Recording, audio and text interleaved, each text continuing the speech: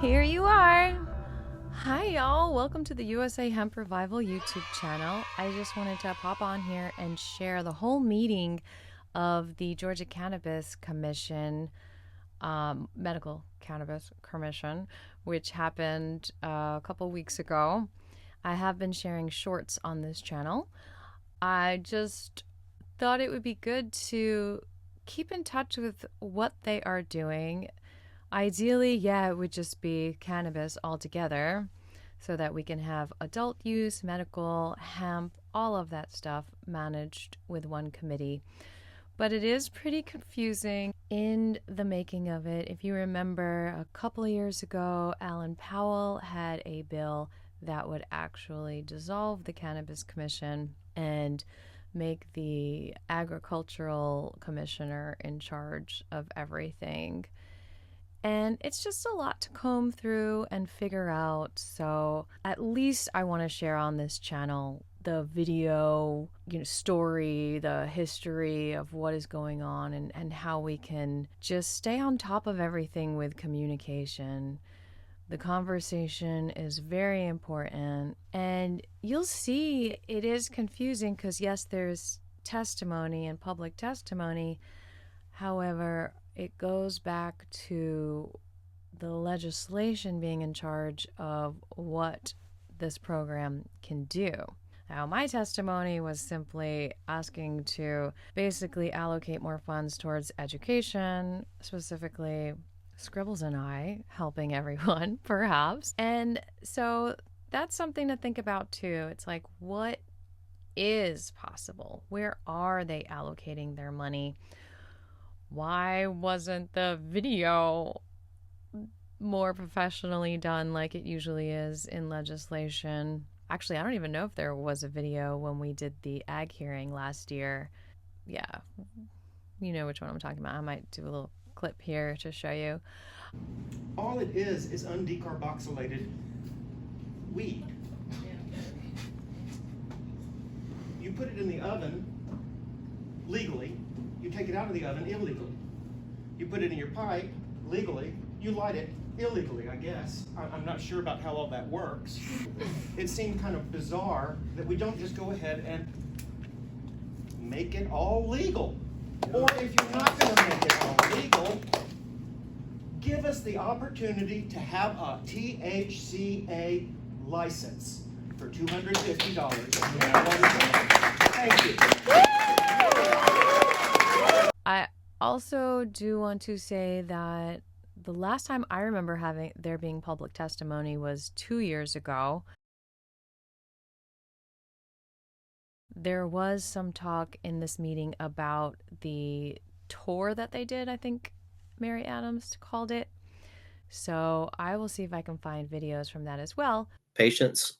But this was the most public comment ever, probably. I didn't see any of the tours that the Medical Cannabis Commission got to see. And I think they've been in effect for several years, right? 2017? I need to check on that. But anyway, just wanted to pop on here and get this up there and keep the USA Hemp Revival story transparent because we all are creating it together, whether you know it or not. And yeah, let me know what you think in the comments below.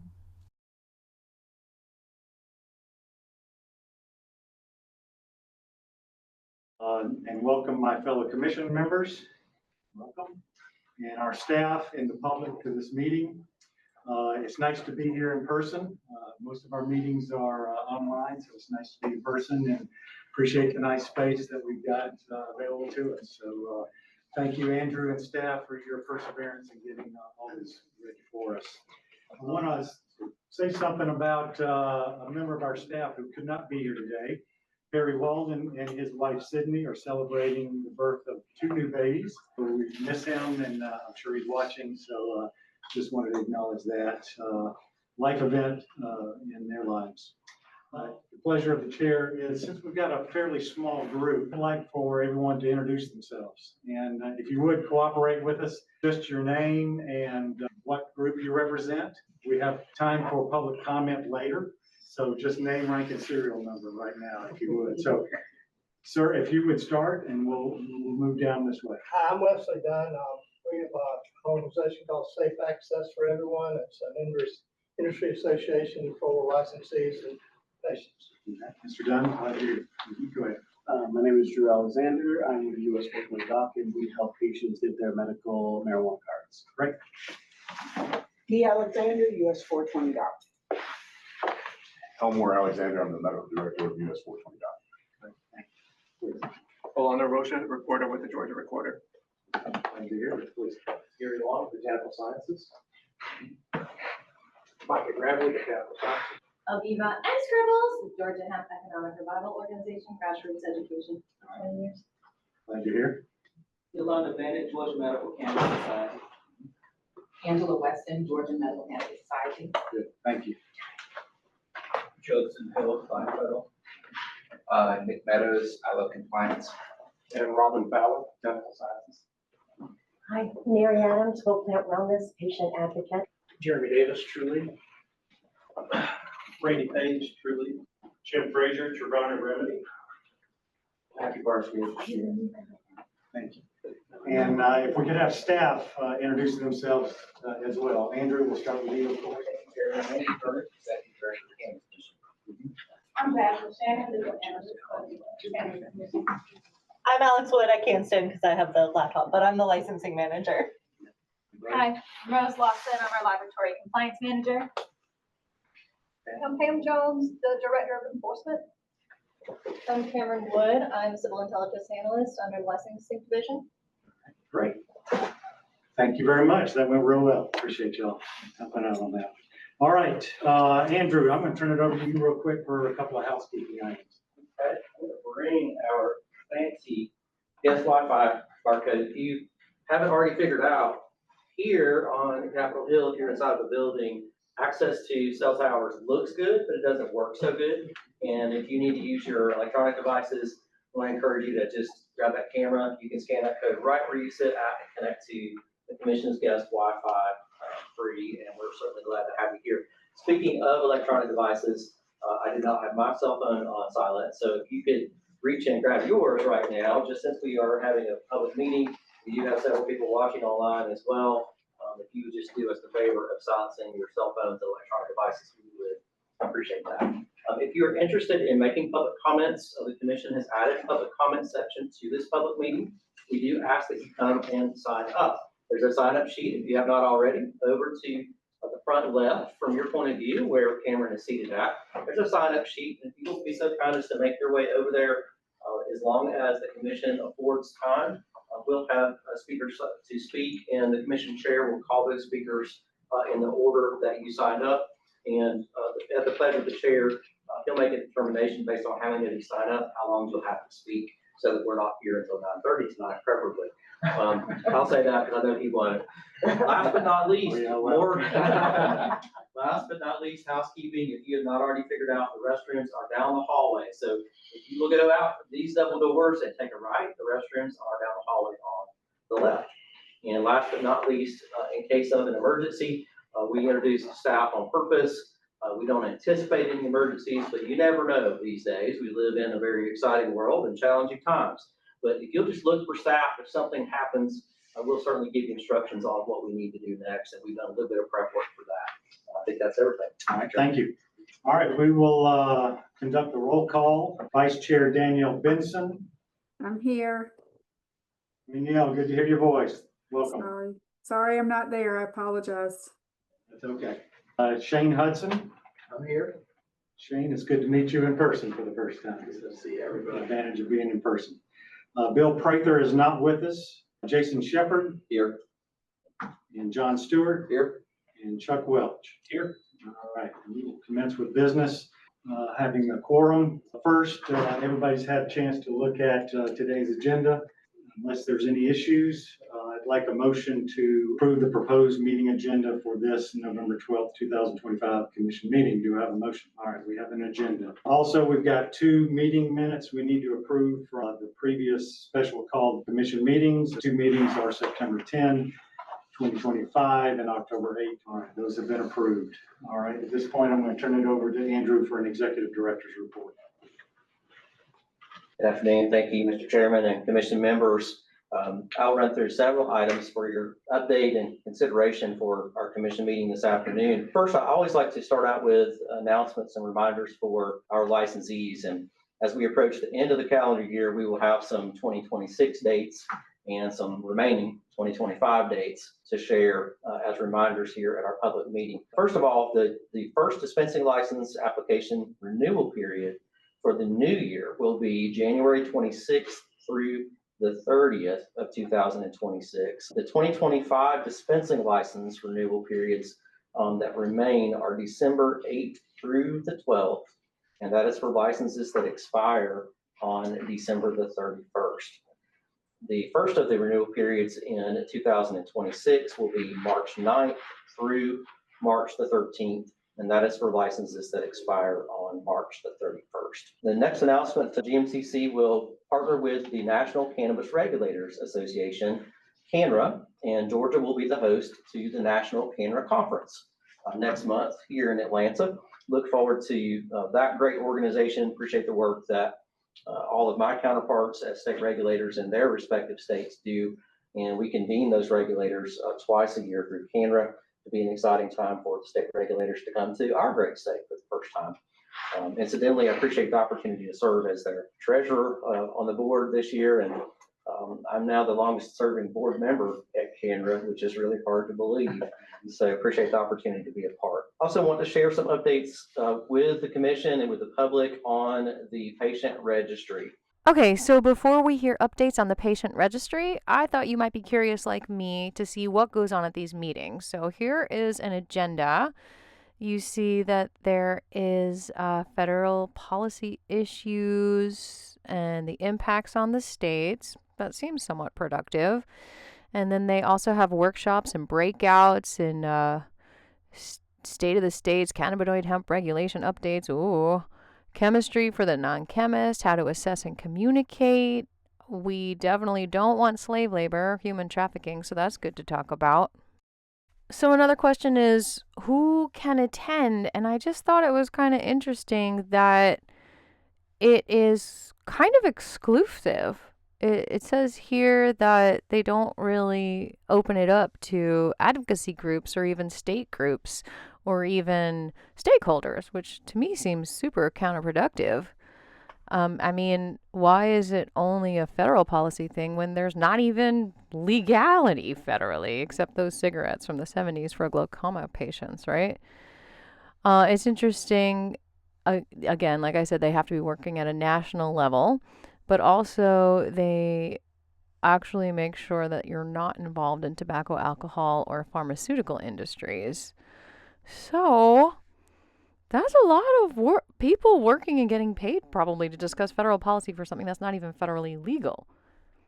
Or is it? I mean, there's a wave going on. So these are the folks that went, all of these groups. So universities, state departments, I guess they work with national things. But I don't understand leaving anyone out. There's Vote Hemp. So another thing is they have a page of breaking down regulations, which is good. And this could be a good thing for my passion, hemp fuel, right? It does include a different definition for industrial hemp. And in that inclusion, they are specifically pointing out that there is a market for hemp microgreens, or as I call sprouts, which I think we've got to take advantage of, because I think the micronutrients in this plant can solve so many malnutrition issues. So let's jump on that. Also, the next time we hear a legislator say, I wonder what they're doing in other states, we can also refer them to this resource. Because they always say that, and I find it kind of annoying because they could just look it up. Or they can become members of this organization. And I still think it's annoying that these people don't even know enough about the plant or know as much as some of the folks that aren't invited to these meetings. So that was a bit of a tangent. It's just that, we're all trying to get out of this hemp maze that we're stuck on, and the answer's in the walls. But anyway, that little briefing that I just showed you happened after this meeting. Actually, the night of this meeting pretty much was when that appropriations bill passed. So you'll hear them talking about it in this meeting. The Georgia Department of Public Health, who is the registrar for the patient registry, reports the following data as of November the 5th, which is the most recent report that we have data for. The number of active patients is 33,314. The number of active caregivers is 2,186. The number of active providers is 719. So again, the provisions of the HOPE Act authorize this commission to issue an additional dispensing license once the registry reaches 25,000, which we met that milestone some time ago. And the key to this update is that the commission is authorized to issue one additional dispensing license to each Class 1 and each Class 2 production licensee for each increase of 10,000 patients after the 25,000 marker. So as we continue to get closer and closer to the 35,000 marker, I always like to share the update where we're at as it relates to the number of patients registered, because we will likely be opening an application opportunity for our production licensees, and that means more access for patients. The first item for business consideration, Mr. Chair, is the approval of Class 2 production licensees and their annual license renewal and contract updates. The commission received and accepted renewal applications from FFD Georgia Holdings, LLC, TheraTrue Georgia, Inc., Nature's Georgia, LLC, and Trevana Remedy, Inc., as required by the HOPE Act. Members, you were provided with their application materials and their proposed contract amendments individually for your review and consideration from the licensees.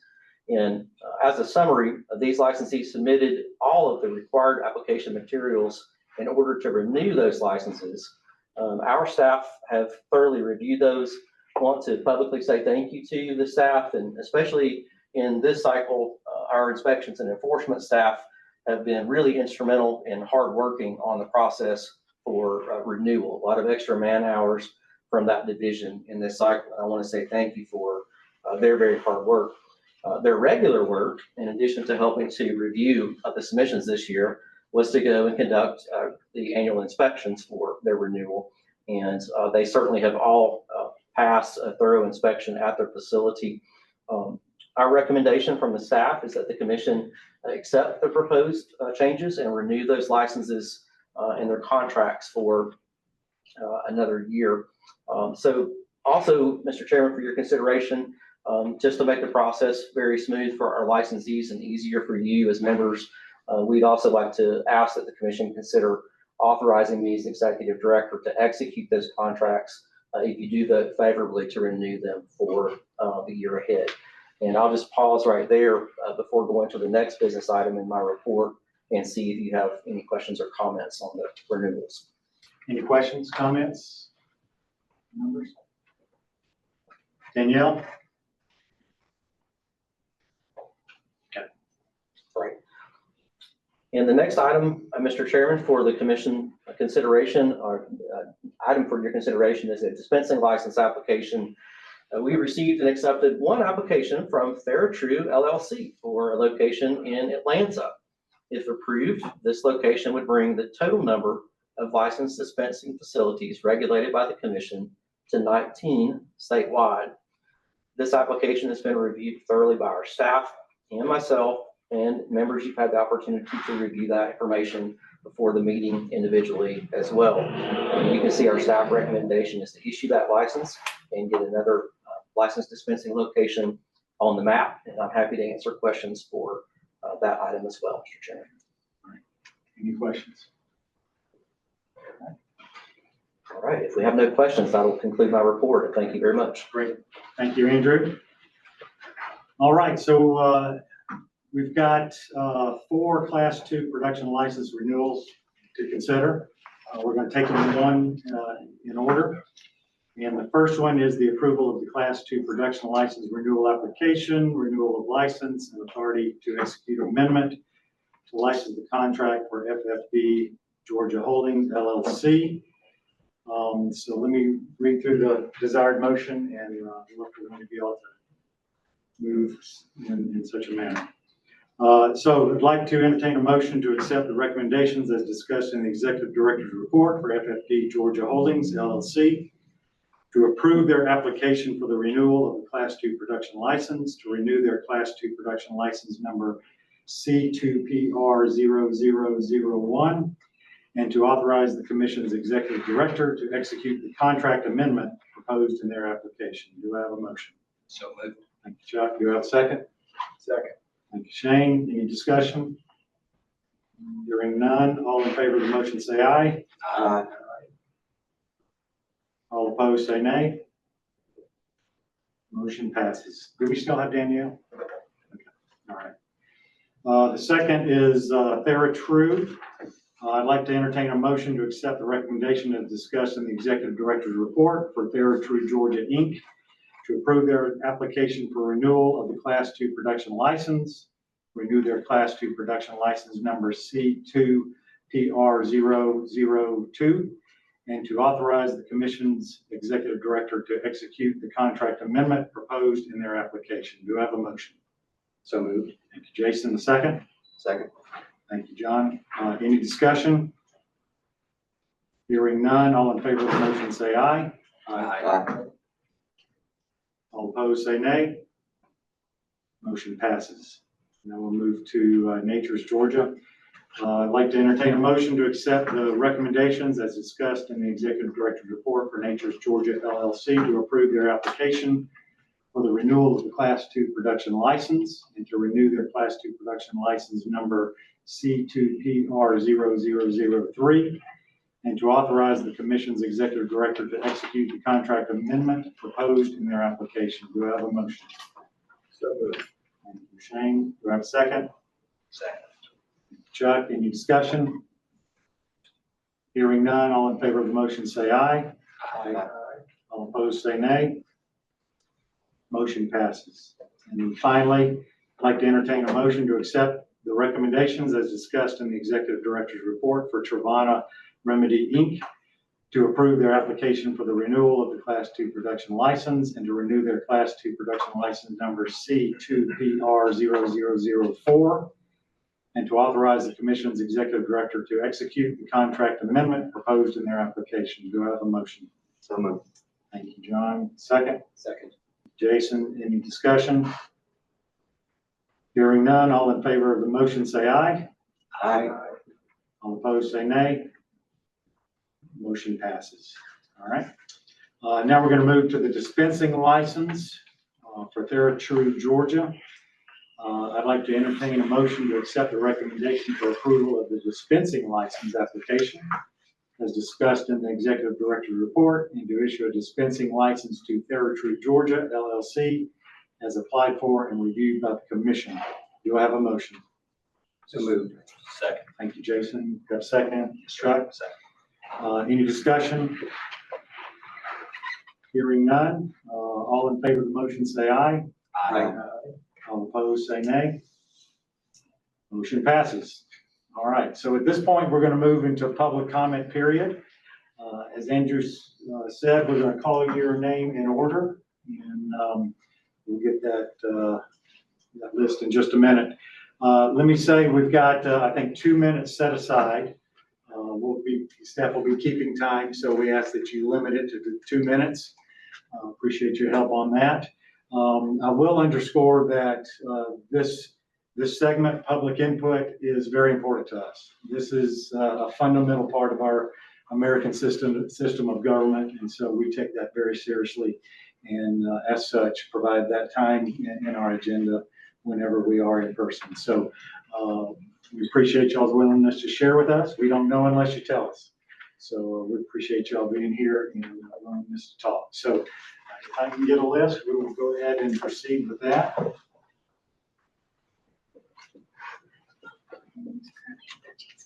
right, we've got 13 speakers. And number 1 is Jeremy Davis. So Jeremy, if you would come up, if you would, for the record, state your name, what organization you're with, and I think that'll do it. Jeremy Davis, Executive Director of Production for TrueLead. To Gmcc, thank you for your time today and thank you for the opportunity to speak. TrueLead opened Georgia's first dispensary in 2023. Since then, we've expanded and now operate 6 dispensaries, 1 cultivation facility, and 1 manufacturing facility, proudly employing 40 Georgians. The Commission has had a strong partnership with TrueLead and other operators. We thank the Commission for setting clear, consistent regulations and making compliance straightforward for the operators. Looking forward, if Georgia wants to grow the program responsibly, we have 2 important steps: expanding the patient qualifying conditions and removing end-stage conditions such as cancer-related pain. Also creating a right-to-try pathway for qualified physicians to prescribe appropriate dosing and administrative methods. So we greatly appreciate the GMCC again. The partnership has been just phenomenal. We enjoy working with you and the team and look forward to continuing to grow the program and expanding access to tested, regulated, and safe medication. Great, thank you. Thank you. Any questions from the Commission? I have a question. Yes, sir. The first thing that you said needed to change, what would your change be? As far as adding additional qualifying conditions, I would honestly open it up and mirror some of your larger medical states. Florida, I would recommend that one. That's a fairly large program there. Just really wanting to allow patients that can utilize the medication to get access to it, not barring them, not wanting to prevent them from being able to get it because as a cancer patient, not having that end-stage pain. So opening that up and really pushing. Great. Thank you, Jeremy. Gary Long. Good afternoon. My name is Gary Long. I'm the CEO of Botanical Sciences. With me today is our founder, Dr. Robin Fowler. I serve as the CEO of Botanical Sciences, and we're one of the 2 Class 1 medical cannabis license holders in the state. So Chairman Johnson, Executive Director TURNAGE, and fellow commissioners, thank you for having us and all the work you do on our behalf. I'd like to express my personal appreciation for your ongoing leadership and dedication to the success of Georgia's medical cannabis program. Throughout the past 4 years, our organization has experienced both considerable achievements and setbacks. After being awarded our license nearly 4 years ago, we, along with the other licensees, were subject to an extended legal dispute that delayed our ability to begin serving patients in the state. Despite this, our team remained committed, dedicating significant time, resources, and capital to the tunes of tens of millions of dollars to establish the state-of-the-art compliant facilities capable of producing pharmaceutical-grade medical cannabis for Georgia's qualifying patients. Regrettably, the Georgia Medical Cannabis Program has continued to face obstacles affecting patient access, patient awareness, and expansion efforts. These include substantial downward revisions of patient registry numbers and ongoing punitive actions by the Department of Public Health, the DEA, obviously, which we don't have control of, interfering with Georgia state law regarding Georgia pharmacies being able to dispense products and provide access to Georgia patients, the persistence and continued proliferation of the estimated $2 billion a year of illicit marijuana that's sold in the state of Georgia, and the availability of hemp-derived THC, which has largely been allowed to represent themselves as medical cannabis in our state. Now, we know, based on what may be happening federally, that problem may go away here shortly. But consequently, Georgia has currently the lowest proportion of registered medical cannabis patients, 33,300, as you heard, out of the roughly 11.3 million people in the state, equaling 0.29% of the state's population, which is the lowest among the 42 states that currently have laws on the books. Gary, your time is up. So okay, I'm about to conclude. Notably, there are much smaller southern states such as Arkansas, Mississippi, and Louisiana, each with a quarter of Georgia's population, have 5 to 10 times more registered patients than we do. Along with other states, these examples illustrate the potential benefits that when awareness, lines up with accessibility, physician engagement, and sensible legislation, these things can help provide access to the patients in our state. We believe there's significant opportunity ahead to enhance the program for the benefit of Georgia citizens. I think you heard a couple of examples of how, increasing the access to forms of the medication that people want to consume, and also broadening the disease states and conditions that people can qualify under. We believe with that and your continued support that we'll be able to advance the state's program. Thank you. Thank you. Next is Judson Hill.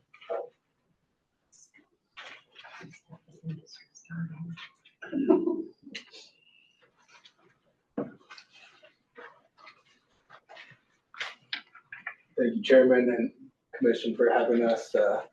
Thank you, Mr. Turnage, for coordinating everything. I just want to say I greatly appreciate the collaboration working with y'all, having been in the industry in a number of other states. It's not always such a collaborative effort. So I first want to applaud and thank y'all. I think the main issue that everyone is touching on we've faced is the program doesn't currently serve the patients in terms of the products that we can offer, and there isn't enough awareness about the existence of the program as a whole. To your point on the patient base is currently around 33,000. It's about 0.03% of the population compared to the other medical states people referenced. I mean, states like Arkansas and Mississippi that have a fraction of our state's population have well over 100,000 patients. I don't think there's less sick people in Georgia. I think there just aren't products that, one, incentivize people to get a medical card, and it's not that easy for potential patients to know the program exists. A lot of that is due to the problems mentioned with the Department of Health and the fact that the patient registry has actually been depleted over the past year due to some confusion with the cards being available for 5 years, but a new, burden being placed on the doctors to go out and reach out to the patients, and then some patients being removed. So I appreciate all of y'all's help, and I think we really just need to move to a true medical program where most people don't even consider Georgia's program to be medical, where there are 40 states, and as a low THC oil program, we aren't even a full medical. Simple changes like an SB 220, like renaming the program as the Georgia Medical Cannabis Commission, or Georgia Medical Cannabis Program, I think just provide a lot of clarity to the patients, and then also allow us to provide full strength product, which are the two main changes that I think we need to see. Great. Thank you for being here. Yes, sir. Thank you. Congratulations. Thank you. Any questions, comments? Just your opinion, y'all mentioned lack of awareness. Do you think lack of awareness is primarily from patients or physicians, prescribers?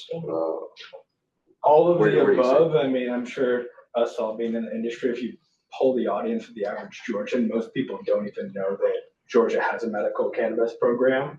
So I think it's across the board. And I mean, I think if the commission was able to get some more budget, and or we were able to do more public awareness, which was part of the conversation last year at the legislative level as well, is it's not about marketing cannabis to the public. It's just about letting people know that it exists, where I think the majority of the population does not. And then I think to your point on the doctors, the severe and end-stage caveat on the conditions is a huge problem. I think the conditions are, I mean, we could always talk about adding different ones, but having severe and end-stage is not something done in any other medical state. And it really causes confusion with the doctors because those aren't medical terms and it's very arbitrary. So a lot of doctors, and especially the larger hospital groups, they just don't want to touch it at all because they don't know what severe cancer means. I think anyone that has cancer, if they could find benefit in medical cannabis, should get it. And removing those caveats would do a huge help to all the conditions to make it clear for doctors who qualify for the program. Anything else? All right, thank you very much. Thank you. Next is Mackie Birch.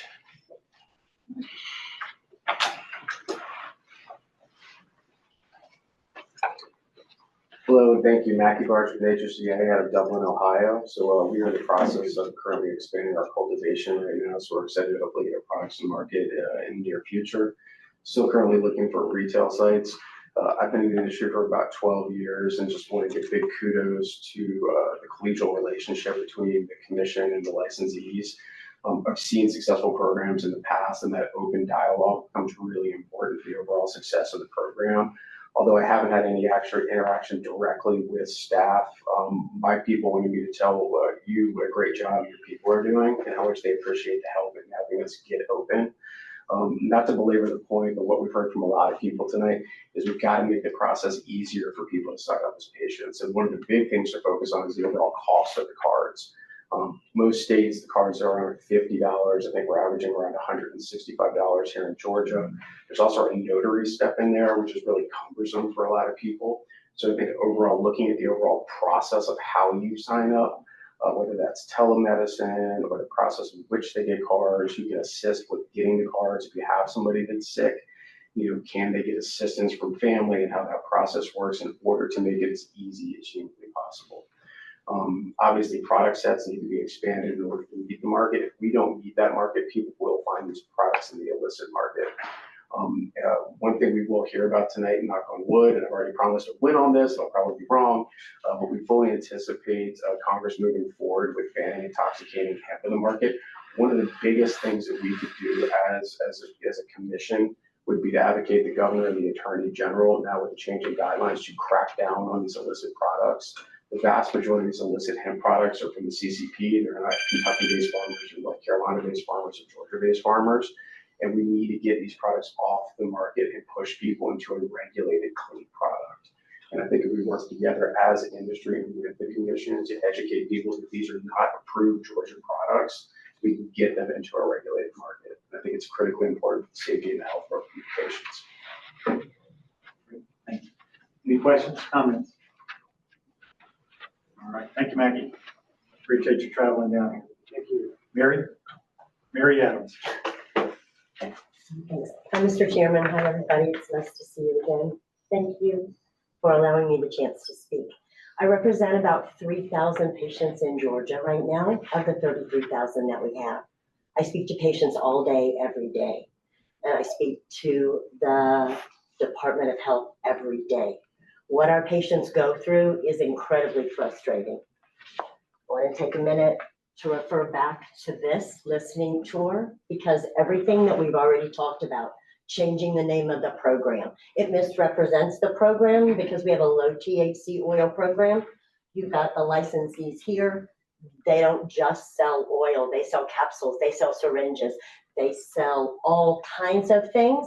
There's a huge misconception in the general public about what's available to them, what our program is, and whether our program is even legitimate. Okay, so what is she referring to? In the meeting that I found online on January 15th, 2025, this is where they break down what happened in the patient listening tour. They also broke down all the places where they visited and did outreach and talks about it, I guess. And I noticed there was also, in addition to that, they went to Lanier College to have a policy meeting on January 18th, 2023, where apparently there was public comment as well, including our anti-cannabis friends, as you'll see if you watch the video. If you want me to share it, let me know in its entirety.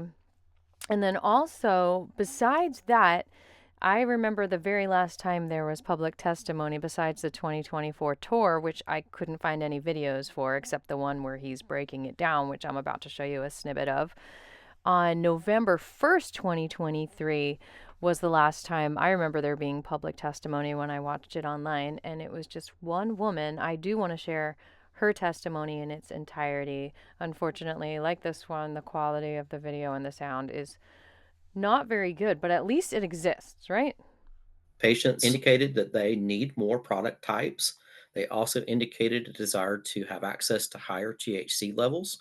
Again, we're trying to capture in true form what the patients shared with us. It's not an advocacy paper. This is not necessarily a position for the commission, but our commission position is solidly that we're here to serve patients, and we heard them loud and clear. And we've captured that here to reflect their needs and their desires as patients in the program. So I think that's really important. Throughout the tour, a lot of the feedback that patients provided, we know that that would require changes in the law. And that's really the purpose for the report, is to capture those voices, to give a spotlight and a microphone to patients, and then to take that information and put it in this report so that it's available and accessible. We really appreciate patients being, frankly, willing to come to the microphone and to share very personal information about their experiences. Many of them heart-wrenching, many of them very sad and tragic. We appreciate all of them who were able to come. Some patients could not come. Some patients submitted their feedback to us in writing, and we have captured that in the report as well. Patients still face barriers to accessing medical cannabis. Thank you, Andrew. I know all of us, except for our newest member, Shane, participated in those listening events. And I thought personally it was a great experience to hear directly from our patients. If I'm not mistaken, the HOPE Act provides for, if not requires, recommendations for legislative improvements. And I think this provides those recommendations. So I think it's a worthwhile endeavor. In the last 30 days, the doctors in this room and the doctors' clinics in this room have been required to talk to every single one of our patients, because the DPH does not have enough money in their budget to actually afford a proper computer system to keep up with the patients that they have to take care of. Our program needs help. All of the end stage qualifiers that are on the conditions have to come off. The reason pain is at 55% of the patients that we have, it's because that's the easiest place to qualify a patient. Doctors would also like an opportunity to qualify the patients that we think deserve to have a card.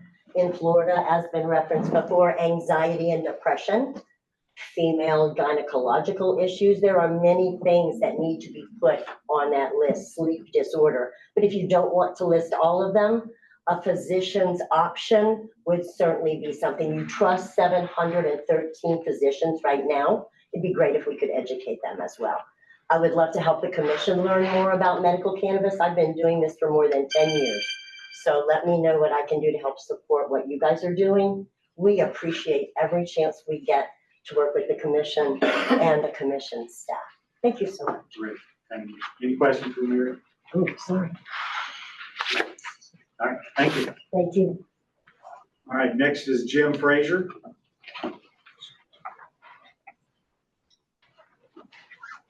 Thank you very much for giving me this opportunity to speak.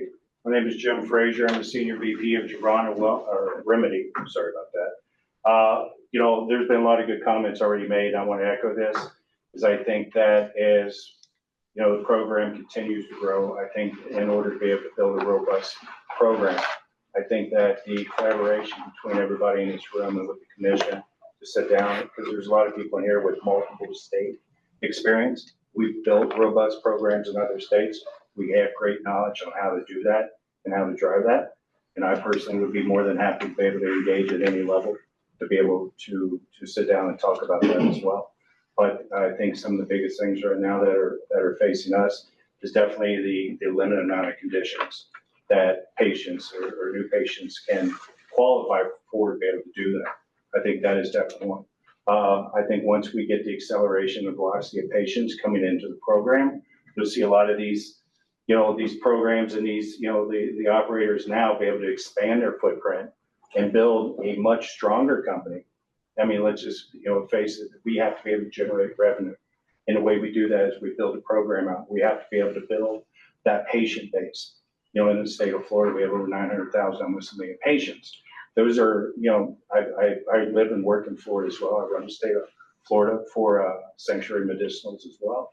I can tell you a lot of these same conversations came up early on.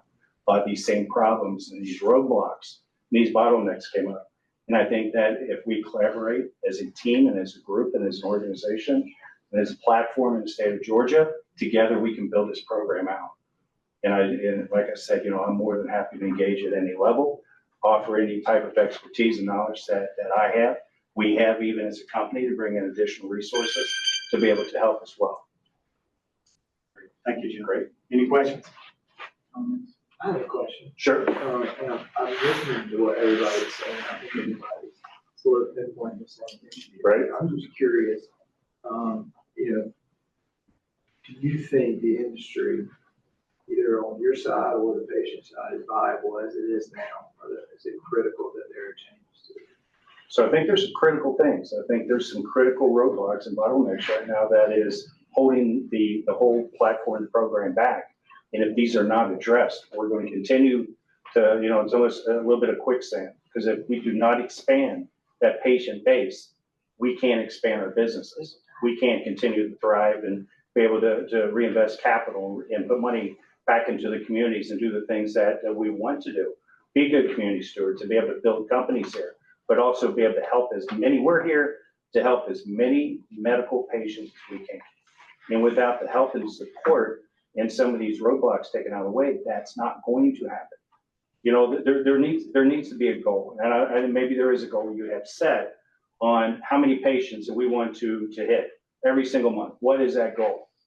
And are we hitting that goal? And if we're not hitting the goal, what steps, what actions are taken to be able to do that? I mean, are we having discussions about pain? Are we having discussions about other, you know, conditions that will allow more patients to have that opportunity?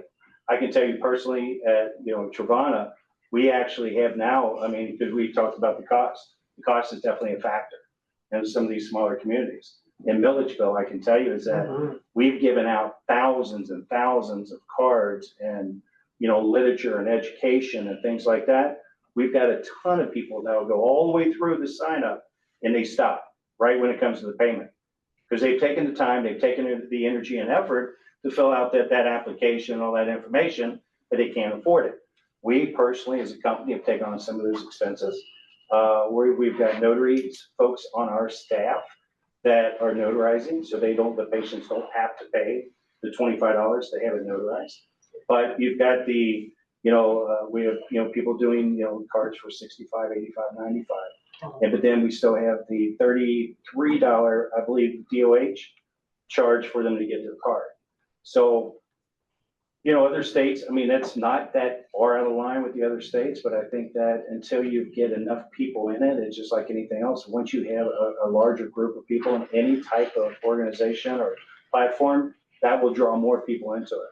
But right now, I think what the struggle is we just don't have enough patients that have cards to make the program viable and for that to spread across the state in a meaningful way to where we can actually grow that platform, grow that patient count, and at the end of the day, grow the medical cannabis industry in Georgia.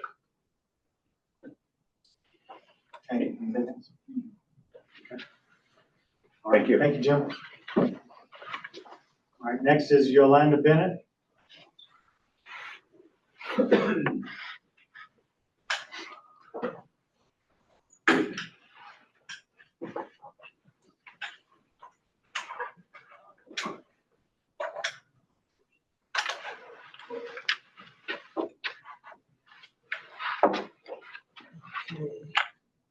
Good afternoon, Commission. First time being here, glad to see you all here. However, I don't feel represented. I'm looking at the committee. We don't see any patients on the board. We don't see any, I'm just gonna be honest. Financially, we don't have anything to gain from this. We've been working boots on the ground, spreading with advocacy to share information about medical cannabis. What are you all gonna do for us as a patient? We're out here, we hear the patients. When the patients tell us, look, we're not gonna worry about getting our medical cannabis card. Why should we get one? You all don't have the products. You only have the topicals, and it's not consistent. And plus safety. Safety is an issue with us. We want to ensure that the packaging for the medical cannabis products that they do have here have the safe packaging. They don't. It's not consistent. The product isn't consistent. We need to have check and balances. We need to have a committee of patients to review the different products here. We don't have representation. What we do have, we have a will to keep going. What we do want, We want to eventually evolve to home grow. The reason why we want home grow is because at least we know it will be consistent. Not everybody's going to want to grow. There is a means to get there. There is a way. Also, we're going by with HB 324 when it says the representation. That's why I brought up about the representation. It's supposed to be 20% women, minorities. I'm looking at the whole board. No offense. I'm just going by what the law says. A lot of things, they want us to stay compliant in the law, but yet and still, we don't see consistency around. We're supposed to follow the rules. What we want expansion. We want a full medical cannabis program, and we want to make sure that it's not taxed, which could be overseen by, instead of us having to pay taxes on this product, we shouldn't. We don't pay taxes with our pharmaceuticals. It's medicine.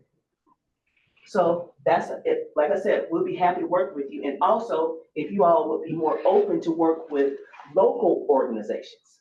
We see so many out of state.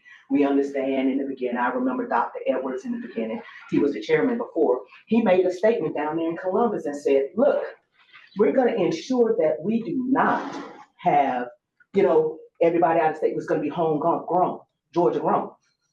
We don't see that. Everybody's from out of state. I noticed Andrew spoke about CANNRA, out of state, which is great to get information from out of state, but you have people right here, boots on the ground, spending their money for other big corporations here to make money. I just want my meds. That's it. I get my meds, I'm good.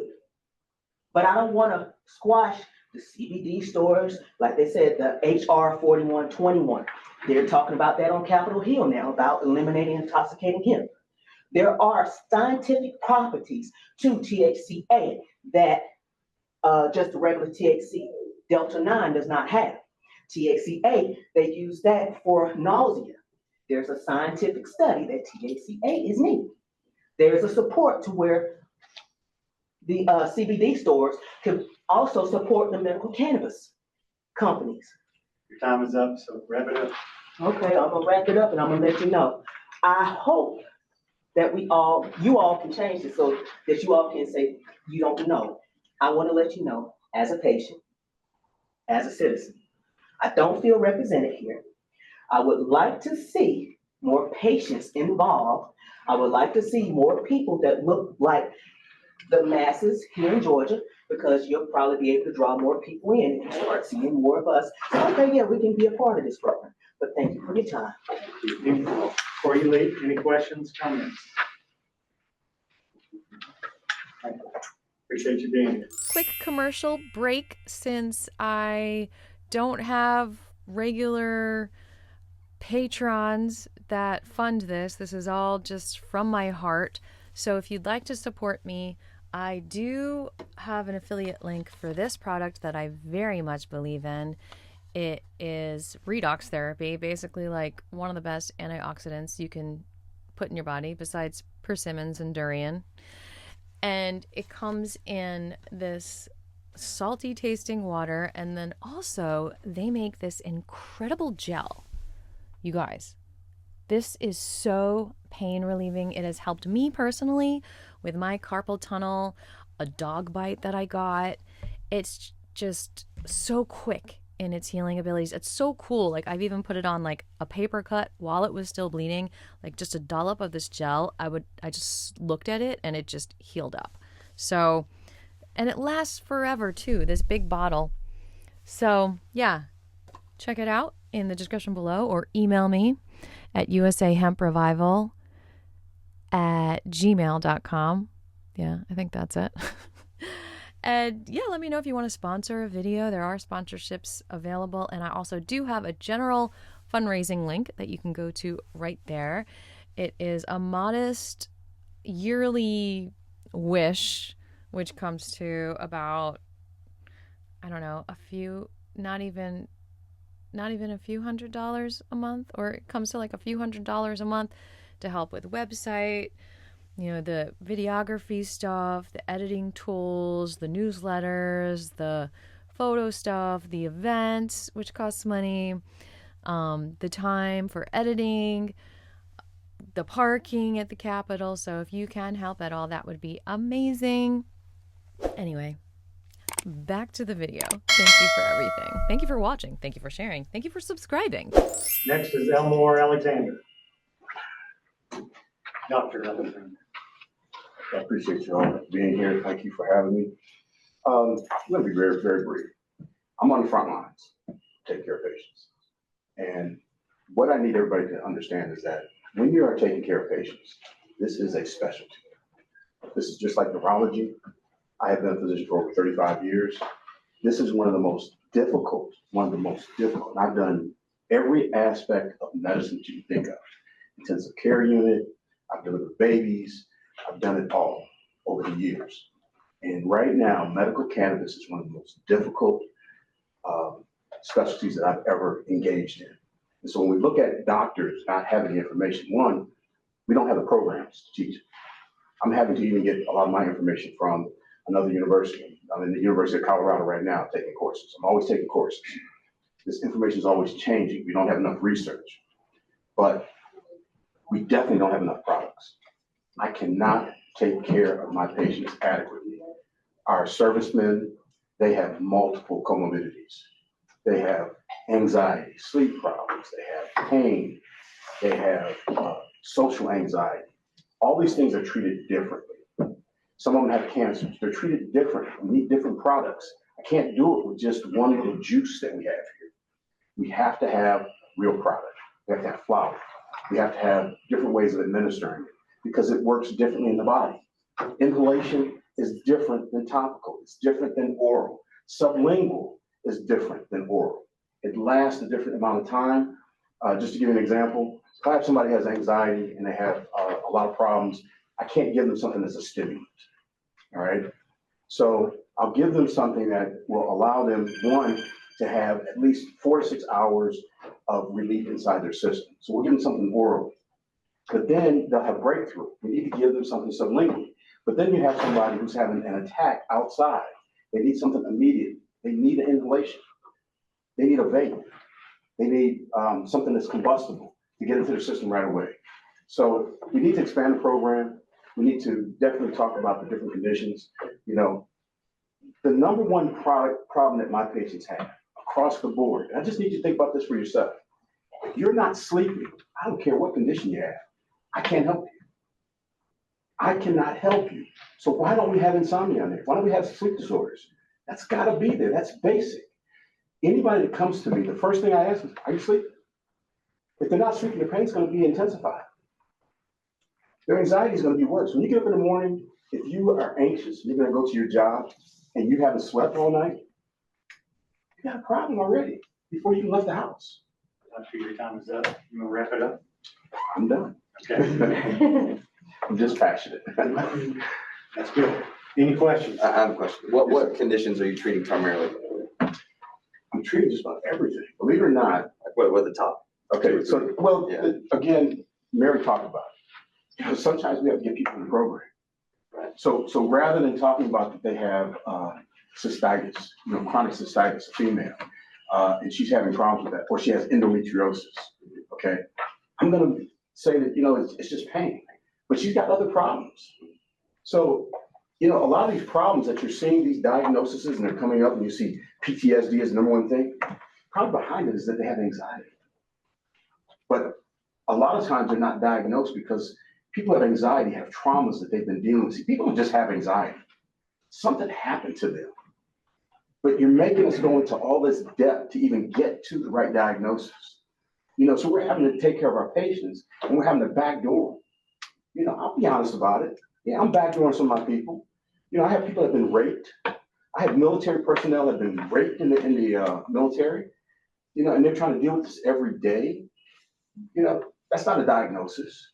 You know, well, PTSD, okay, but they haven't been diagnosed as PTSD. They've been diagnosed as having depression. Well, depression's not one of our diagnoses, but this person's been raped. They've been raped. It's not depression.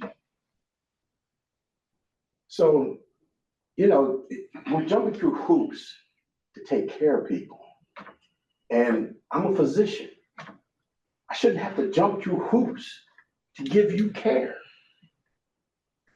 Help us out. Let's take care of some people. Let's get them back on track. Let's be compassionate. That's what this is supposed to be. But it's not a compassionate program. I don't even have enough products to take care of them. I don't have enough. It's not strong enough. I don't have the delivery systems. You're killing me. I'm spending hours trying to figure out how do I mix and match this stuff. Dr. Alexander, I've got a question about your comment about research and the need for data. Yeah. Which we talked about a little bit. Yes, Can you sir. talk just a little bit more about that? Yeah, well, federally, we can't really get the researchers we need, but there are a lot of us, I'm sure Mary's got 3,000 patients. We can give you data from our patients. Our patients are not hiding. They're willing to tell their stories. We can gather information for you and tell you the difference between taking an SSRI and taking cannabis. We can tell you how they feel. They're not saying that they feel like a zombie. I mean, let's be real. People come to you for anxiety, right? They're hurting. So when they come to me for anxiety, if I give them Prozac or Zoloft or the drug of the week right now is Lexapro, it's going to help them with their anxiety. But it's disconnecting them from their families and society because they feel like what? They'll tell you across the board, I feel like I'm a zombie. I can't respond to the normal events of life that happen every day. I can't respond. But when you put me on cannabis, and this is why they're coming back, this is why they're asking for this, they say, I feel whole. I can respond, and I feel calmer. So what kind of research, if you had one research project you could get funded and go tomorrow, what would it be? Oh, that's a great question. I think if I could have, and we can talk later, but yeah.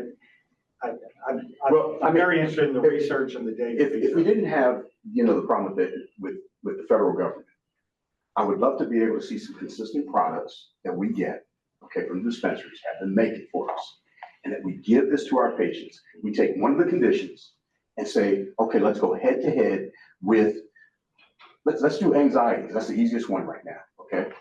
Let's go head to head with the SSRIs out there. Let's put them out there, boom, boom, boom, boom, boom. And we get all these patients together and say, we're gonna put you on this for so many weeks, and then I'm gonna put you on different dosages and different delivery systems of cannabis products. And let's see which one wins out. So I'm hearing pick some variables, select some variables. But before you can do that, you got that's some kind of standardized product. You gotta have a standardized product. Because right now, the research is being done with non-standardized products.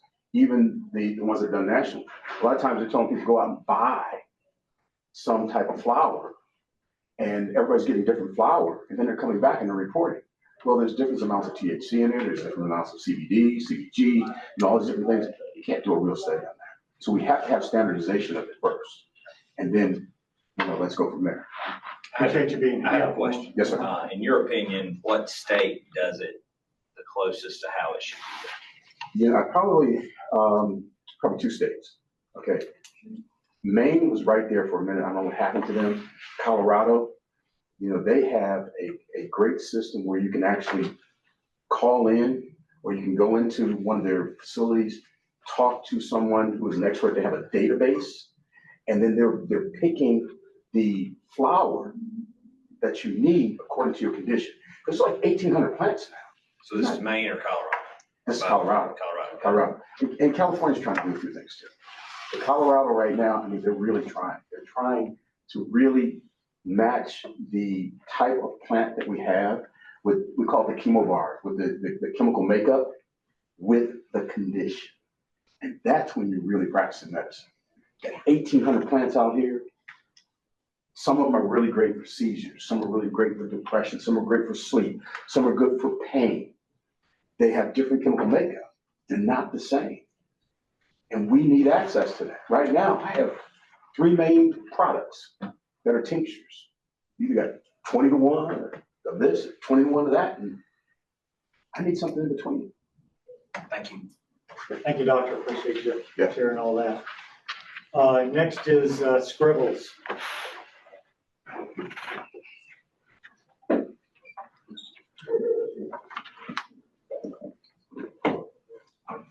Oh my God, hi everyone! I've been watching your very interesting Zoomies. My name is Scribbles, and my mom's getting the notes together, but I don't need any notes. I just want to say how beautiful that picture of the mother plant is over there. It's just so nice. And, you know, kind of like a picture of our significant others, we can look at them while we're working and remember what's important in life. And, you know, even though the picture might have makeup and shoes, it's nice to see our loves of our lives without those things, just like it's nice to have the natural flower to connect with. All right, my notes are ready. Okay. How can I help you teach the children? We need so much education, and I'm so here for you because there's a good and a bad side to everything, not just hemp. I mean, we don't want to throw babies out with bathwater. You know, when my mommy was growing up, you couldn't get too close to a TV. TVs were cool and fun, but don't get too close, right? Now we got them in our pockets, but that's another conversation. So many ways to teach, good and bad. And when it comes to medicine, my favorite way is to say, hey, if you don't need it, it might not be good for you, right? I love to say it might hurt you. Everything in moderation, some say. I say if you don't need it, maybe you don't need it. There's lots of things that hurt us because we just don't need them. And my secret weapon question is, do you feel connected to others when you do something or take something inside? Or do you feel disconnected? But even when someone hugs you, you might feel more connection or you might feel like, ugh. We have to protect the children. The human children do really silly things when they don't have proper guidance, not like cats. Take my mom, for example, when she was a kid, her grandma gave her candy-flavored chapstick, like Tootsie Roll and cotton candy. She couldn't resist. She ate it. It's a really bad idea. But yeah, even candy is a really bad idea, but that's another conversation. My point is we need to teach everyone how important it is to have good vibrations, natural vibrations, and not icky ones, and how to tell the difference. And I personally think I'm the perfect puppet for the job. I mean, you all have character and personality, but I get along with kids really well. I mean, not only does our future world simulation depend on it, but also the Georgia Medical Cannabis Program, because the more these legislators hear complaints about children getting into cannabis products, the quicker the program will be halted. Thank you for your time. Oh wait, I have one more thing. For God's sake, please put on the record we need to decriminalize cannabis for the children's safety. It's already decriminalized in like 18 places, but there's only 3 counties educating. Come on, that's so bad. My friend's parents even got arrested for it. And we know the most important thing for children's development is parents, right? So decriminalize it, like all sugar and alcohol. But don't put it in the checkout lanes. Thank you. Thanks, Scribs. She does a little better job than me. Any questions, comments? Thank you for coming. Absolutely. All right.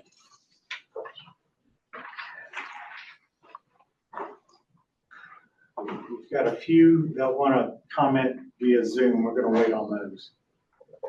Angela Westo.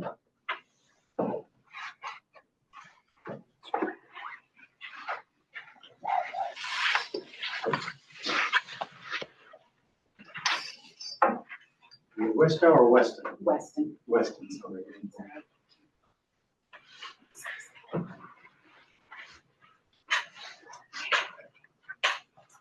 Good afternoon, Commissioners. My name is Angela Weston, and I'm here today representing the Georgia Medical Cannabis Society, and more importantly, the patients and caregivers who rely on this program for safe access to medicine. First, I want to thank the Commission for the work that you've done to get the Georgia's low THC program to where it is today. However, there's an important opportunity to expand the program in a way that benefits both patients and businesses by adding medical cannabis reciprocity for visitors from other states. Many states, including Louisiana and Mississippi, already allow visiting patients to register temporarily and legally obtain their medicine while traveling. One of the things that I always say is my medical conditions don't stay at home when I travel. So it'd be nice to have medicine, the ability to have medicine when I'm out of the state, and the same thing for patients who come here. This ensures patients are not forced to break the law or go without their medicine simply because they cross state lines. By offering reciprocity, Georgia could provide stress-free safety for patients while also generating additional revenue for our licensed dispensaries. It would encourage medical tourists to visit and demonstrate that Georgia values compassion and responsible access. And just like many others in here mentioned today, education is very important. So I would like to also see more education for patients and providers. This is an area that the Georgia Medical Cannabis Society would like the opportunity to assist the commission with. We have education materials and are in process of creating more. And just like the gentleman over here mentioned, having to go out of state to learn more information, I myself did the same thing. I went and got my master's in medical cannabis and therapeutics from the University of Maryland School of Pharmacy. And right now I'm working with 2 of the students in their capstone programs that they're actually creating more curriculum for providers and patients that we would like to help educate the providers and patients in the state. Thank you. Thank you. Any questions? All right. Thank you so much. Micah Gradley is next.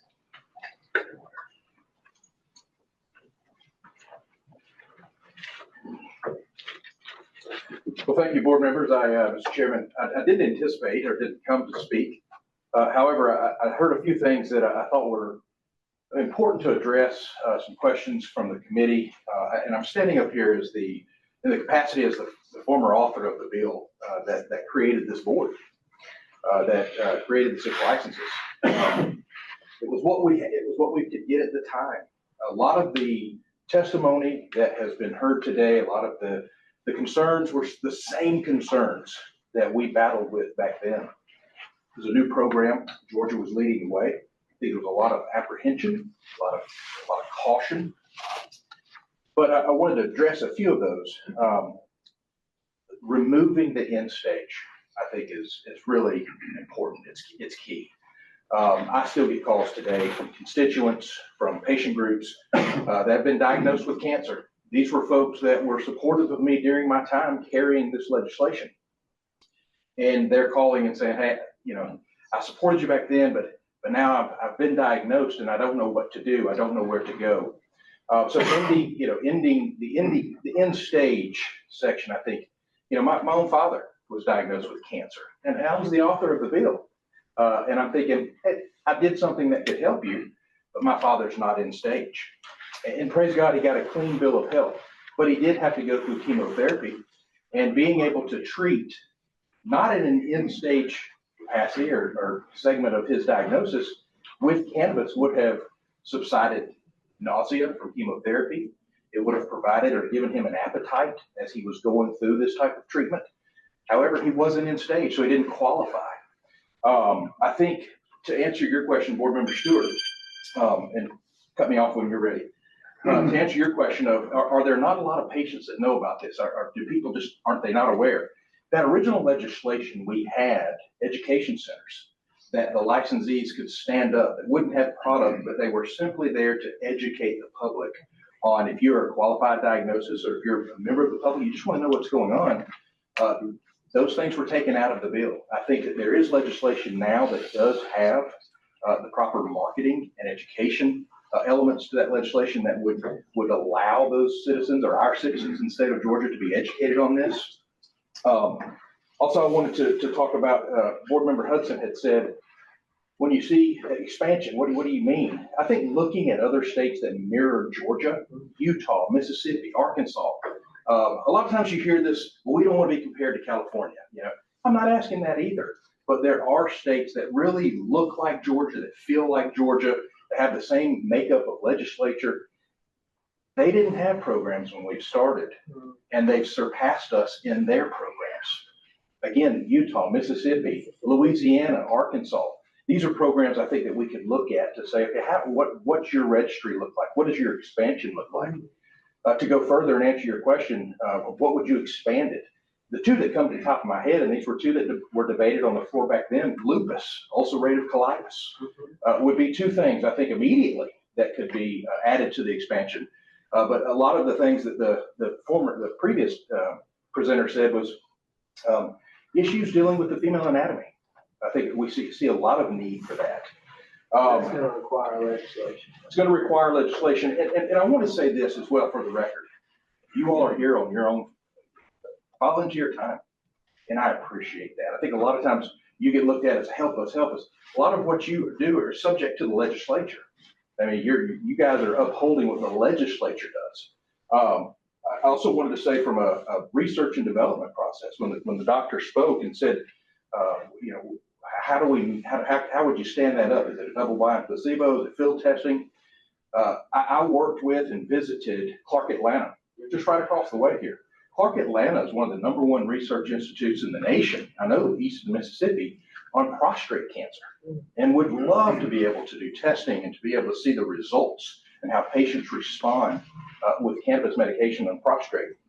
Let me stop you there. Yes. I apologize. Absolutely. Any questions? I have a few questions. Yes, sir. Mr. Gravel, I appreciate you being here today. Yes, sir. And I'm going to ask you these questions because of your involvement and knowledge and kind of how we came to be and why we're here today. A couple of kind of pain points in the process that have been pointed out is, you know, one, frankly, and while a lot of legislators I know are very smart people, I don't understand why it was even created in the legislature that there's any definition of symptoms. I believe a doctor should prescribe to their patients anything they see fit. Absolutely.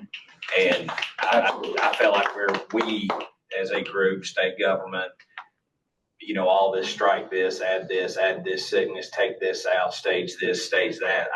I mean, if your doctor thinks you're sick, they've been to medical school, they've got state license approval to practice medicine. Government shouldn't tell them what they can and can't prescribe. 100% agree. The second Was that a question? Well, I'm getting, the question is going to be, because you are a legislator and you know a lot of legislators, is how do we fix it? And the second thing, because you understand how it came to be, and I think the main reason I wanted to be a commissioner when I was asked, and I've been doing this almost 4 years, is I simply want sick people in Georgia to get the medicine they need. Thank you. And you're welcome. And this opportunity, I felt like, addressed the shortcomings of the opioid industry, which is well known for not having perfect medicine and addiction and issues. And there is no perfect solution with anything, you know, when people are sick. But the second one has been brought up is you're talking about cost to get a card from the Department of Public Health. I don't know why it costs anything. That's exactly right. I mean, you're talking about $50 or $10 or $150. Why should you have to pay to get, if your doctor puts you on a registry and, you know, says you need it, government should just, you're on it, government should just send you the card because you got to actually buy the medicine. You got to wait to buy the medicine. And, you know, and so my question is, my frustration, and I'm frustrated, because we've been doing this a while, and while I'm excited to see the industry come and grow and succeed, I also understand there's going to have to be some revisions to make us best in class. Georgia touts best state to do business in, and we are that. We're winning companies left and right. We're great, but this particular industry, we're not competitive with other states, and I don't like that. I want us to be the best state. And so my point is, the education is the first step, but the question is, how do we get the legislature, and for everybody's, you know, knowledge today, we can only do what the legislature permits us to do within the guidelines we're given. And so if you're frustrated, call your state reps, call your state senators, just let them know. And, you know, we just want to see it work well. And so that's my actual question is, how do we get it done to make it better? You know, I've been waiting for 12 years to hear that right there. This was oftentimes frustrating lift. These are the frustrations I had back in 2014. Alan Peake had the same ones. Mickey Chanel, Chairman Alan Powell, those in the room that have, I know Wesley has been helping pull the load for many years. We went from unlimited licenses down to 14 licenses, down to no licenses, and then fought to eke out 6 licenses. And so I think a lot of times there was just and I say this without any slight toward anybody, was an ignorance of the industry when it comes to legislators. A legislator doesn't feel comfortable if they can't go back to their district and articulate what they've done. And then this was a tough subject. This was a very heavy lift. And at that time, I think you had a lot of legislators that were very cautious, very nervous about doing this, and really saw the tone and tenor of parents that were bringing their children down, parents that, you know, caregivers that were talking about giving testimonials about family members. And so they went out on a limb. Unfortunately, during that time, the limb was too short. And I think that we can in this state, as you've heard from everyone here, I think that we can expand to continue to be the standard bearer, the gold standard. I think we can expand this program. I think that we can do it in a responsible way, in a way that keeps the state accountable, but in a way that really allows patients to treat, allows patients a more variety. You said doctors prescribing it. You know, doctors aren't allowed to prescribe it. It's still a Schedule I. Hopefully we will see that change one day. Putting them on the registry. Putting them on the registry, I mean, recommending it. And I think doctors, I would love to see integration with the Medical Association of Georgia. I would love to see, from an education standpoint, these types of conferences happening in Georgia, hosting these things, so that we can be the standard bearer, the gold standard. But I would really love to see this board have a lot more autonomy and being able to enact policy that, you know, or advise the legislature or create recommendations for the legislature, and the legislature act upon them. Currently, you said, how can we do this? Obviously, calling your legislator. We do, I think we're wrapping up a study committee that has taken place over this summer. They're going to have recommendations. I would love for the recommendations to be accepted, as well as the current legislation that is sitting in the legislature right now that can move on through. And we can do this. We can do this for the patients of Georgia. We can allow this state to be medicine friendly. And what I did not want to happen, I want the record to reflect, we spent a lot of time on creating a robust, safe program, a pharmaceutical grade, lab tested product for our patients. I agree 100%. If you need it, you should be able to consult with your doctor and get it no matter what your diagnosis is. What we did not want was that it to be so hard to obtain a license or a medical card, so hard to find a dispensary, have no knowledge of what is out there in the state, and have to resort to a gas station or convenience store product simply because our patients in the state don't know what's available to them, and what's available to them isn't what they need. I want that to be clear. We've put too much investment in this. We've put too much time in this to have a program that is surpassed by other states that started after us. And so that would be my testimony to the board. Again, I cannot stress, thank you so much for your time. Thank you. Thank you for your commitment. Yes, sir. I want to keep you on the hot seat for a little Yes, sir. So this takes the other side. By the way, agree with everything Commissioner Welch said. The words medical necessity are two beautiful words. And, you know, just that's, to me, that's where the legislation needs to go. But a year ago on our listening tour, and you can tell, what date was it at KSU? Kennesaw was the third listening tour. Right, it's November. So Almost a year. Almost a year ago. And I kind of said that this is, I don't know why it sort of ended up this way in the legislation. It just seems overly bureaucratic. And we've been for decades talking about how rural Georgia just does not have the access. When I was with the Department of Insurance back almost 20 years ago, Commissioner Ox and I went around the state putting together the very first telemedicine network to try to get the state going. But back then I didn't have it on my phone. It had fallen off. I had my KSU faculty ID on my phone, which got out unlocked doors. But I've gotten it back on the phone. My driver's license, if I'm stopped, if I want to get on an airplane, I can use this. And we're still having this bureaucratic process. I mean, difficult for the patients who need it to actually get a physical card when I can get my driver's license for something much more secure.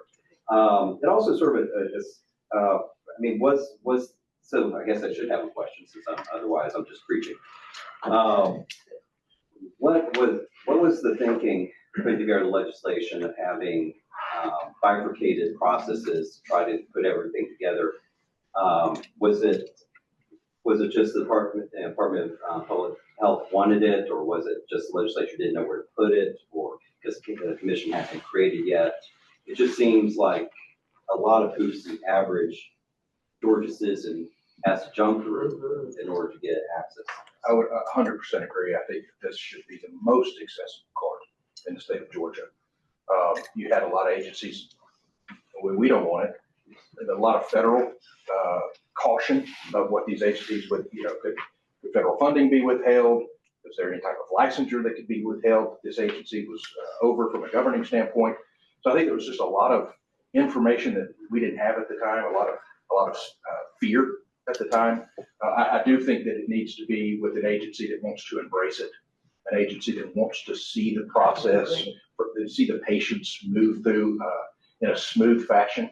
The last thing you want is, number one, someone on our registry, although we do want to see that expanded, or really no registry, but those that are on the registry now who are eligible under state law, number one, can't get to where they need it. Obviously, we can do that by mail now.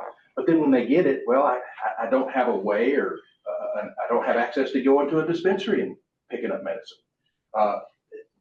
It frustrates patients. It frustrates those of us who have been fighting and working for a very long time to get access for these patients, to only be met with just yet another roadblock. So I love the idea of, whether it be a caregiver, whether it be a patient, being able to have that, to be able to present it at any time. Can it be emailed? Can it be electronically transferred?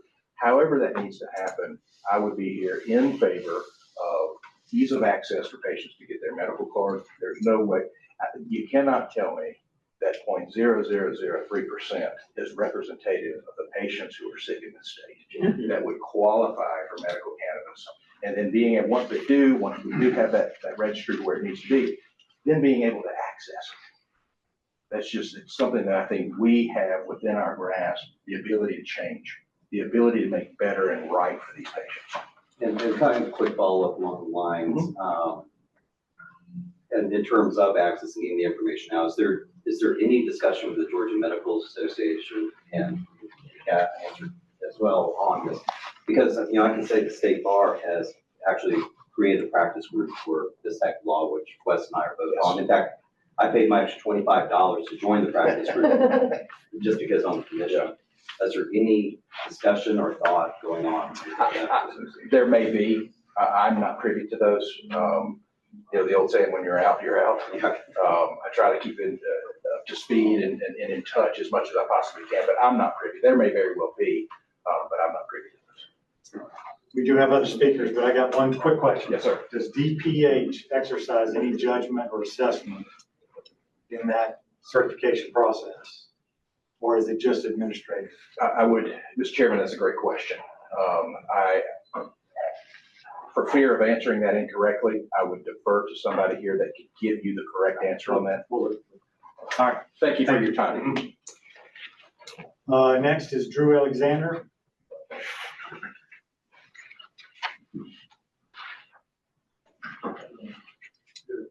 Thank you for taking my question. I don't want to repeat what everyone else has said. You guys have heard plenty of that we need to expand the conditions list and all that. My problem is more of on the ground with some of the patients that have come across us. I'm going to be straightforward. I'm a U.S. 420 doc. I own it. I help patients get their medical cards.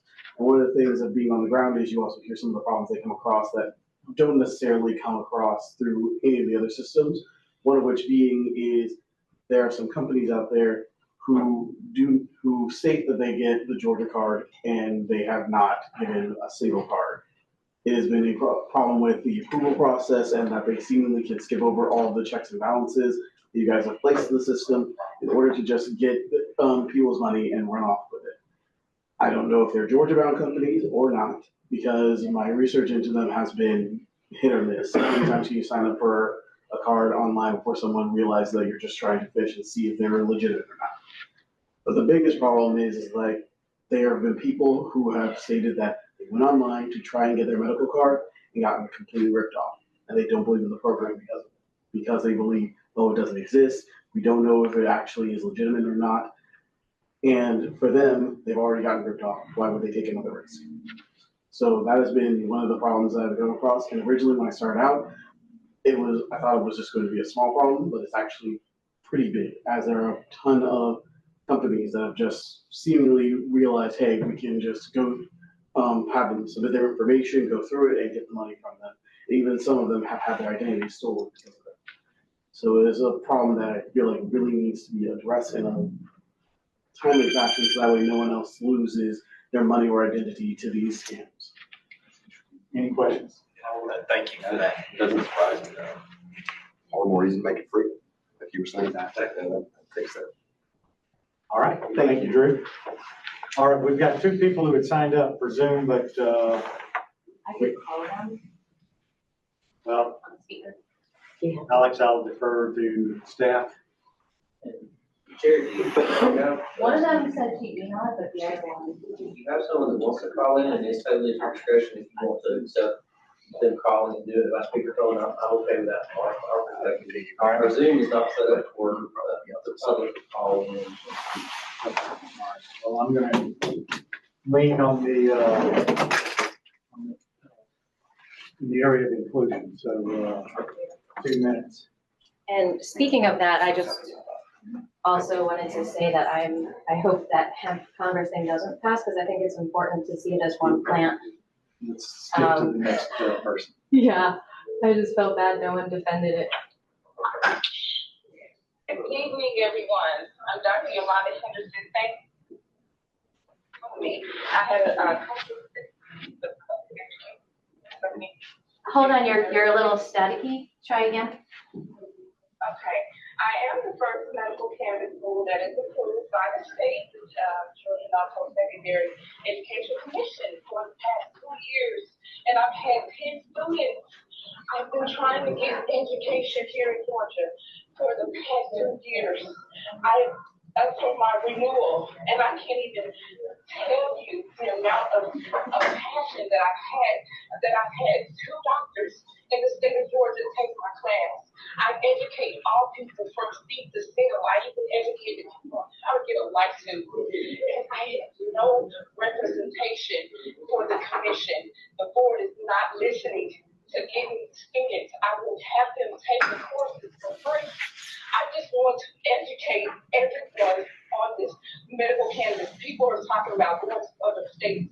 My classes are $899. You don't have to get the long drawn on education that's going to take 4 years, 2 years. But you can get all of this education in 10 weeks. We also do intern programs. We go to farms. We grow it in the farms. We test it. I'm a lab tester. I'm a naturopathic doctor. And I believe that this needs to be extended to other medical conditions. Everyone has what's called the endocannabinoid system. And when that system is not working properly, things break down. That's why everyone should have opportunities for medical cannabis. Everyone needs a diagnosis that will allow them this medication for their endocannabinoid system, and that is the largest receptor system in the body. And I thank everyone for listening. I thank everyone for their comments. I thank the doctors for stepping up and telling about the patients who are in need for depression. I am the 4th vice commander of the American Legion. I see veterans every day. I served in infantry in the war in Iraq. And I need you all to understand, I'm not doing this to get rich. I'm doing this for the people, for the patients. Help us, please, and thank you. Thank you, Ms. Henderson. We appreciate you calling in. Thank you. Thank you. Thank you. All right, I think that covers everybody on the list. And we appreciate everybody sticking to the 2-minute rule for the most part. So we're going to wrap things up here.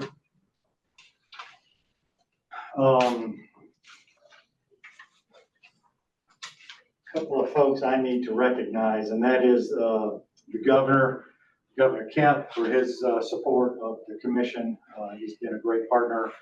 Lieutenant Governor Burt Jones, and of course, Speaker John Burns. They've all been very supportive and very helpful and very involved, as we've seen in this legislative processes.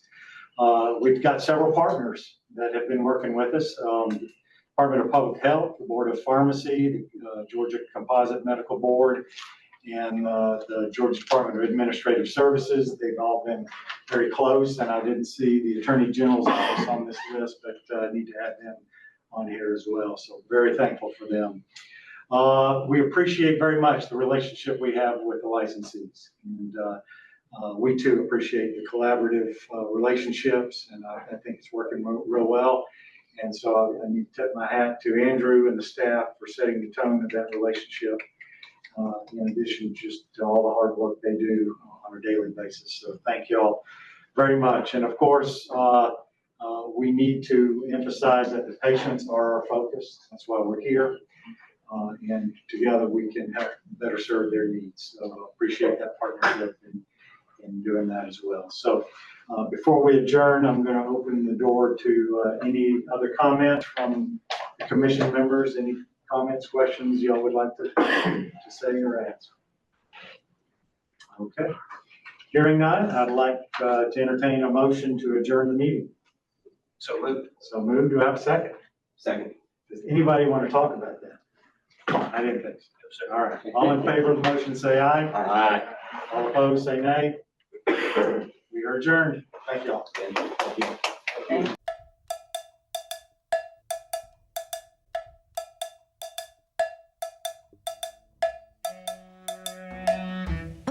Oh my goodness, well, I cannot believe it. You made it to the end. I am so proud of you. Give me a high five. Boom.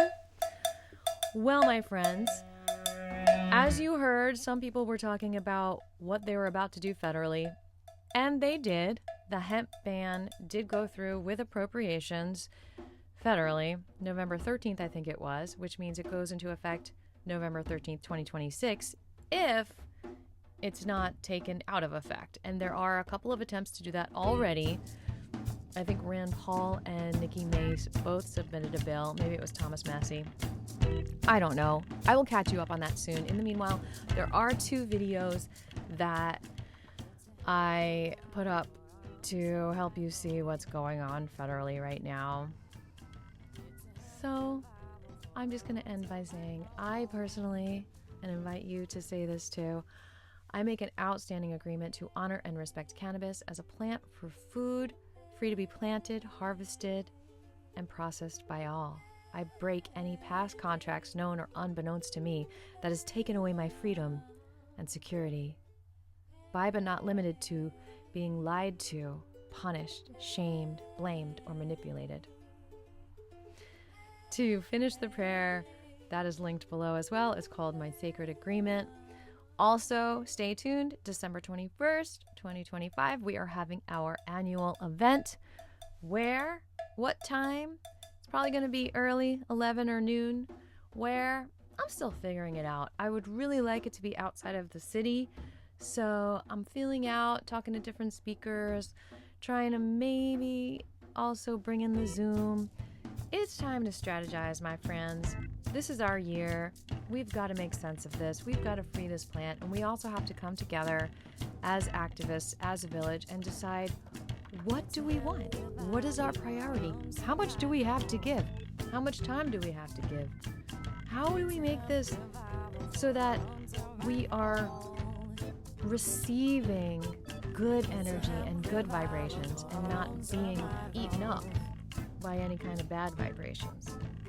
So with that, I will see you later. Thanks again for watching, and I'll see you in the next one. Don't forget, you got the power to create this world just as much as anyone else.